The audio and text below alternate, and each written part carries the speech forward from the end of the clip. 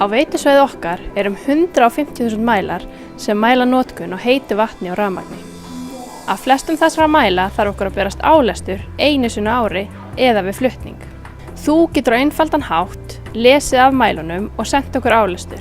En hvernig les maður af mæli? Fyrsta skref að finna mælinn. Hitaveitumælar eru oftast í kjallara eða jarðhæð á inntaksgrind hússins. Þeir eru svona kúlulaga og með plastloki. Rafmagnsmælar eru staðsettir í rafmagnstöflum, til dæmis í bílskúr, geymslu, hitakompu, þvottahúsi eða forstofu. Hér má sjá nokkrar algengar tegundir rafmagnsmæla. Næsta skref að taka niður mælisnúmer og stöðu mælis. Mælisnúmer oftast að finna á hringnum utan glerið eða á lokinu og teljarinn sem lesið af undir glerinu. Á rafmagnsmælum mælisnúmer yfirleitt framan á mælinu. Lesið af mælinum þar sem stendur K2H en það merki fyrir kílóvattstundir. Athugið að á mörgum mælum einn aukastafur.